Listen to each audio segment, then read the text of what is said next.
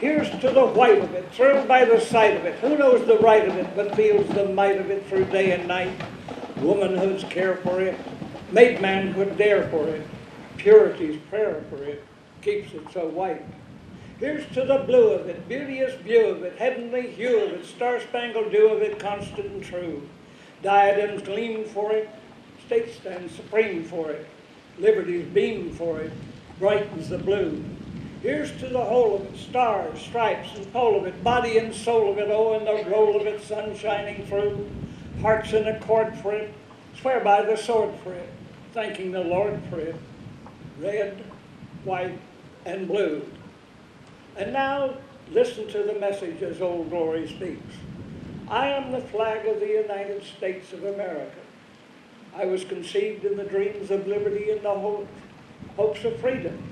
Though I was never an orphan, I was adopted by the Continental Congress in 1777 and designated the national ensign of a nation newly formed on this continent, fighting valiantly to survive and destined to bring to all mankind a new concept of life, liberty, and the pursuit of happiness. I have been many places and witnessed many events in our nation's history. I was there when the shot heard round the world, and when George Washington became Commander-in-Chief. I was there in the late twilight at Fort McHenry and encouraged Francis Scott Key to write the immortal Star-Spangled Banner, now our national anthem. I saw Molly Pitcher take the cannon swab from the hands of her husband and help carry out the war for freedom. I felt the biting cold of Valley Forge and gave comfort to our tired and hungry Continental Army. I rode with Eaton Allen and the Green Mountain Boys, and I saw the signal that started the midnight ride of Paul Revere. I was flown above the decks of old Ironsides and from the mast of the Yankee and China clippers. I blazed the trail west with Dan O'Bannon and Davy Crockett and stood beside them at the Alamo. I was carried through the halls of Montezuma and to the shores of Tripoli. I fell to the ground at Custer's last stand, and there were no friendly hands left to pick me up.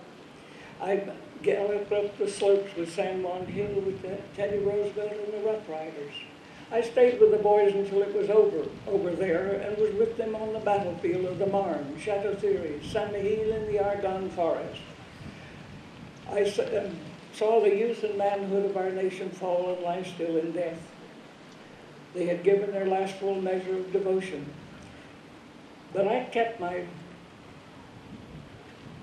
the war was over for them forever, but I kept my lonely vigil over their graves and stayed to watch the poppies grow amid the crosses, row on row in Flanders Field. I was raised by 5 brave men during the Hell of Iwo Jima, and I waved farewell to the 4 chaplains who went down with their ship to honored glory. I proudly flew over our troops, fighting to keep the peace in Korea and the jungles of Vietnam, and to liberate Kuwait and the Persian Gulf.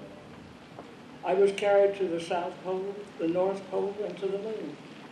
Now, another enemy has struck, bringing down the twin beacons of freedom and peace, who together with the Statue of Liberty, who come seeking liberty and freedom.